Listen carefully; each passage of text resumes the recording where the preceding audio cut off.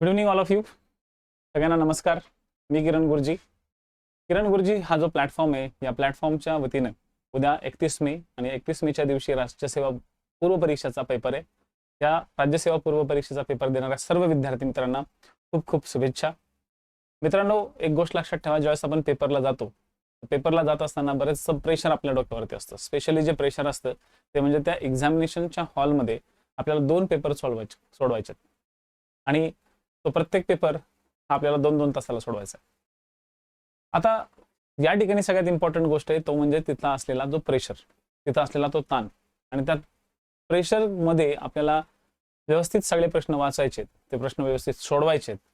आणि मित्रांनो, एक लक्षात ठेवा, गेल्या 1 वर्षापासून, 1.5 वर्षापासून किंवा काही विद्यार्थी 6 महिन्यापासून खूप चांगली पद्धतीने तयारी करत असतील, तर उद्या तुम्हाला एक असा गोष्ट तिथं ऑब्झर्वेशन होईल की तुम्ही जे काही गोष्टी त्या ठिकाणी आतापर्यंत वाचलेला आहात, इव्हन 6 महिन्याच्या आधी तुम्हाला एखादी गोष्ट जर तुम्ही वाचलेली असेल, तर ती एक्झॅक्टली उद्या तुम्हाला त्या ठिकाणी क्लिक होईल. म्हणजे खरं तर विद्यार्थी मित्रांना हे सांगायचं आहे मला की केलेला जो अभ्यास असतो ना, तो केलेला अभ्यास तुम्ही आज काय केला अभ्यास, म्हणजे आज केलेलाच अभ्यास तुम्हाला उद्या येईल का? परवा दिवशी केलेला अभ्यास तुम्हाला उद्या येईल का? 10 दिवसापूर्वी केलेला अभ्यास तुम्हाला उद्या येईल का? तर मित्रांनो, इथे एक गोष्ट लक्षात ठेवा, इथं कधी कधी 1-1 वर्ष किंवा 1.5-1.5 वर्ष आधी केलेला अभ्यास तुम्हाला त्या ठिकाणी क्लिक होईल. ज्या ठिकाणी तुम्ही एक्झामला जाल ना, तर एक्झामिनेशन हॉलमध्ये ज्यावेळेस तुम्ही क्वेश्चन पेपर रीड कराल, त्यावेळेस तुम्हाला त्या गोष्टी क्लिक होतील. फक्त क्लिक होताना एक गोष्ट लक्षात ठेवा की फर्स्ट कॉल खूप चांगला डेव्हलप करायचा. फर्स्ट कॉलवरती विश्वास जास्त ठेवायचा. फर्स्ट कॉल म्हणजे काय, की ज्या वेळेस तुम्हाला डोक्यात असं वाटतं की येस, ह्याचं उत्तर हे असेल, पण काय करतो आपण, त्याचं उत्तर हे असेल असा विचार तर करतो, पण आपण त्यावरती खूप जास्त ओव्हर थिंकिंग करतो. आणि ओव्हर थिंकिंग करून आपण काय करतो, त्या प्रश्नाला चुकवतो. तर ह्या काही अशा ज्या छोट्या मोठ्या गोष्टी आहेत सायकोलॉजिकली, त्या सायकोलॉजिकली असलेल्या गोष्टी उद्या तुम्हाला थोडंसं हँडल करायचं.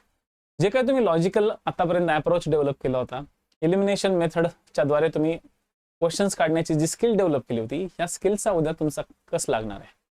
राज्यसेवा परीक्षा ही थोडीशी व्यापक स्वरूपात झालेली आणि दरवर्षी ती थोडीशी अवघड होत चालते. आता युपीएससी सारखा तर कांड आयोग करणार नाही, एवढं तर लक्षात ठेवा, कारण युपीएससीचा पेपर खूपच अवघड काढला होता.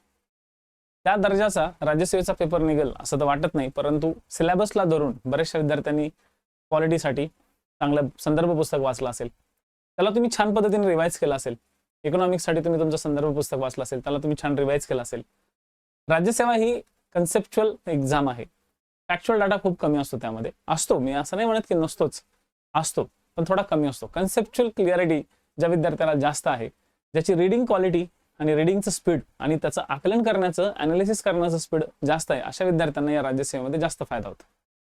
स्पेशली कंबाईनचे जे विद्यार्थी असतात, या लोकांचा फॅक्च्युअल डाटा खूप स्ट्रॉंग असतो, कन्सेप्च्युअल क्लिअरिटी कमी असते. त्याच्यामुळे कंबाईनच्या विद्यार्थ्यांना हा पेपर थोडासा, त्यांना फक्त फॅक्ट्स बघायचे असतात. आणि त्याच्यामुळे कंबाईनचे विद्यार्थी बऱ्याचदा असं दिसताना, म्हणजे पाहतो आपण की परीक्षा आल्यानंतर असं म्हणतात की सर कॉन्सेप्ट खूप जास्त विचारला, तर कॉन्सेप्टवरती अप्रोच ठेवावा लागतो. तर बऱ्याचदा विद्यार्थ्यांना मी हे क्लिअर करून देईल की राज्यसेवा एक्झाम्सचा जो क्वेश्चन पेपरचा पॅटर्न असतो, तो कन्सेप्च्युअल क्लिअरिटीवरती जास्त आधारित असतो.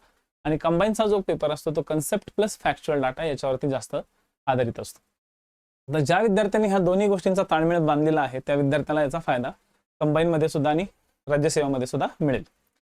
आता राज्यसेवेमध्ये फक्त एक गोष्ट लक्षात ठेवा की तुम्हाला या ठिकाणी टाइम भरपूर मिळतो. आणि हा टायमिंग ज्यावेळेस तुम्हाला भरपूर मिळतो, तर या टायमिंगमध्ये घाई करू नका. क्वेश्चन्सचं जे उत्तर आहे, जर तिथं तुम्हाला 100% माहिती आहे की हे उत्तर आहे, आपल्याला हे उत्तर 100% माहिती आहे, तर त्यावेळेस ते उत्तर क्लिक लगेच करा आणि चला पटकन पुढचा प्रश्न घ्या. पण काही काही वेळेस आपल्याला असं होतं की आपण एखाद्या क्वेश्चन्समध्ये अडकून राहतो. इकॉनॉमिक्सचे काही टर्म्स असतात, त्या टर्म्स लवकर समजत नाहीत. सायन्सच्या काही टर्म्स लवकर समजत नाहीत. वाचलेलं असतं पण ते रिकॉल होत नाही. एक्झामिनेशनच्या हॉलमध्ये आपल्याला त्या गोष्टी आठवत नाहीत, पण आपण तिथं स्टक होऊन जातो. तर लक्षात ठेवा, उद्याचा दिवस असा आहे की त्या उद्याच्या दिवशी पेपरमध्ये स्टक होऊन जाऊ नका. त्या पेपरच्या थोडं पुढे जर निघा. प्रश्नाला जर वेळ जास्त लागत असेल तर पटकन पुढचा प्रश्न घ्या, दुसरा घ्या, तिसरा घ्या, चौथा घ्या. 5वी ते 6व्या प्रश्नाच्या वेळेस तुम्हाला हळूहळू लक्षात येऊन जातं की आपला पहिला जो प्रश्न आपल्याला जिथं आपण अडकळलो होतो, तिथं आपल्याला ते उत्तर आठवायला लागतं. असं होतं. म्हणजे उद्या सगळ्या या ज्या काही चमत्काराच्या गोष्टी आहेत, ह्या सगळ्या तुमच्यासोबत तुमच्या पेपरच्या वेळेस त्या ठिकाणी घडणार आहेत. माझं फक्त एवढंच म्हणणं आहे, परीक्षेला जाता जाता आत्मविश्वास आणि तुम्ही आतापर्यंत जो अभ्यास केलेला आहे, त्यामुळं स्वतःवरचा एक विश्वास, तो तुमचा खूप डेव्हलप असला पाहिजे. तुम्हाला कसल्या प्रकारची शंका नसली पाहिजे.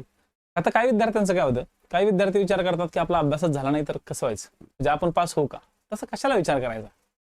परीक्षा ही काय असते, परीक्षा ही तुमचा अभ्यास कुठपर्यंत आहे ते तपासण्याचं एक साधन आहे असं मी तर समजतो. आणि तुम्ही पण अशाच पद्धतीने त्याला समजा. आणि हे विचारच करायचा नाही आता की आपण पहिल्यांदाच देतोय, आपण दुसऱ्यांदाच अटेम्प्ट देतोय, मग आपण पहिल्यांदाच अटेम्प्ट देतोय तर कसं होईल आपलं. या सगळ्या गोष्टींच्या मागे लागायचं नाही. फक्त हाच विचार करायचा की आपण हा जो अटेम्प्ट देतोय तो असा द्यायचा की तो आपण निर्भीडपणे त्या परीक्षेला भिडलो पाहिजे, म्हणजे घाबरलो नाही पाहिजे. कारण की बऱ्याचदा विद्यार्थ्यांचं काय होतं माहिती आहे का, की बरेचसे विद्यार्थी घाबरतात. पेपर जसा हातात आला की थरथर थरथर थरथर कापतात, किंवा काही काही विद्यार्थ्यांच्या हाताला घाम फुटतो. काही काही विद्यार्थ्यांना एकदम असं बेचैनी निर्माण होते तिथं. आणि त्यात आता कसं आहे, हिवाळ्याचा काळ नाहीये, पावसाळा आणि उन्हाळा यांचं कॉम्बिनेशन काळ आहे. त्याच्यामुळे कधी कधी तुमचा दिवसभर पेपर असणार आहे, तर त्या ठिकाणी थोडीशी हिट किंवा तुम्हाला थोडंसं गरमी फील होऊ शकते. आणि अशा गरम वातावरणामध्ये उद्याचा दिवस तुमच्यासाठी खूप इम्पॉर्टंट आहे. त्याच्यामुळे भरपूर पाणी प्या. ओके, डिहायड्रेट होऊ नका. पेपरच्या मध्ये असलेला जो गॅप आहे त्याच्यामध्ये जेवण करा, प्रॉपर पाणी घ्या. ठीक आहे, डोकं शांत ठेवायचा जास्तीत जास्त प्रयत्न करा.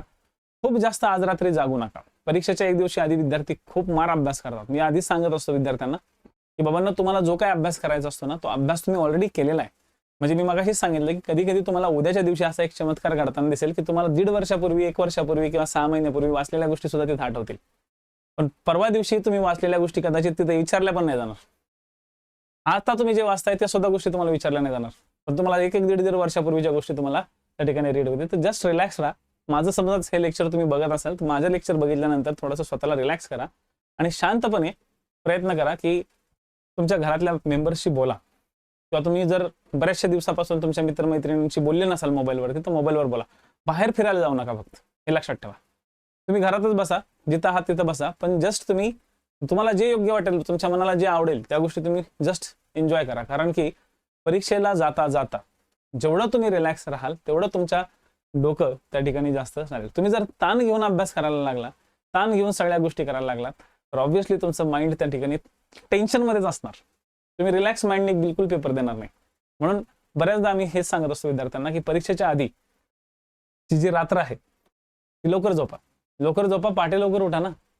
पण सर झोपच येत नाही तर कसं झोपू, याचाच अर्थ तुम्ही ताण घेताय. तर ताण घेऊ नका. जस्ट रिलॅक्स, एकदम सिस्टमॅटिक पद्धतीने सगळ्या गोष्टी हँडल होतात. एकदम शांत चित्तानं स्वतःला शांत करायचा प्रयत्न करा आणि छानपैकी पुढच्या उद्याचा दिवस तुमच्यासाठी सगळ्यात महत्वाचा आहे. एक्झामिनेशन सेंटरवरती खूप आधी पोहोचा. ठीक आहे, आणि त्या ठिकाणी आयोगाने दिलेल्या ज्या काही सूचना आहेत त्या सूचनांचा काटेकोरपणे पालन करा. व्यवस्थित पेन वगैरे तुमच्या जवळ ठेवा. ठीक आहे. आणखी एक सगळ्यात इम्पॉर्टंट गोष्ट, स्वतःला पॉझिटिव्ह ठेवा. एक्झामिनेशन सेंटरवरती गेल्यानंतर तिथं एकदम पोरं अभ्यास करताना बघतात किंवा दिसतात, किंवा खूप जास्त खाऊन अभ्यास केलेले लोक दिसतात, एकदम हुशार असल्यासारखं दाखवतात. थोडंसं त्यांच्यापासून लांब राहा. कधी कधी तुम्ही जर समजा मित्रांच्या ग्रुपमध्ये गेले तर मित्र एकमेकांना शेवटपर्यंत प्रश्न विचारत राहतात. मग तिथं आपल्याला असं थोडासा न्यूनगंड पण तयार होतो, यार आपल्याला येतंय की नाही, आपण वाचलं की नाही. त्यामुळं सहसा एक्झामिनेशनच्या सेंटरवरती गेल्यावरती स्वतःला शांत ठेवायचा प्रयत्न करा. काम जेवढं जास्त शांत ठेवाल तेवढं तुम्ही माइंड सेट कराल. कारण की स्पर्धा परीक्षेमध्ये असे विद्यार्थीच पास होतात की जे स्वतःला त्या दिवशी शांत ठेवतात. त्याच दिवशी स्वतःच्या निगेटिव्ह गोष्टी ज्या आहेत, म्हणजे मागच्या अटेम्प्टमध्ये तुम्ही काय चुका केल्या होत्या त्या चुका यावेळेस आपल्याला कशा टाळता येतील याचा जास्त विचार करणारा विद्यार्थी यावेळेस जास्त स्कोर घेतो. ठीक आहे, समजले पॉईंट्स. तर एक छोटंसं लेक्चर्स या ठिकाणी मी तुम्हाला राज्यसेवेच्या पॉईंट ऑफ व्ह्यूनी कव्हर करून दिलेलं आहे. कृपया करून हे लेक्चर्स शांतपणे बघा. आवडलं तर आपल्या नक्की मित्रांना शेअर करा. ओके, आणि हा जो चॅनल आहे आपला तो चॅनल नक्की सबस्क्राईब करा. जय हिंद, जय महाराष्ट्र. उद्यापासून आपण क्वेश्चन पेपर अनालिसिस सुद्धा, आणि 1 तारखेपासून 1 जून पासून 13 जून पर्यंत आपण प्रॉपर मॅरेथॉन घेणार आहोत. जे माझे 4 विषय आहेत, इतिहास, अर्थशास्त्र, भूगोल आणि राज्यशास्त्र, या 4 विषयांच्या सोबत आपण समाज सुधारक, पंचायत राज यांच्या सुद्धा मॅरेथॉन घेणार आहोत. साधारणतः 6 ते 7 विषयांच्या आपण मॅरेथॉन या ठिकाणी सिस्टमॅटिकली एकदम मस्तपैकी कव्हर करून देणार आहोत. ठीक आहे, तर भेटूया उद्या. जय हिंद, जय महाराष्ट्र.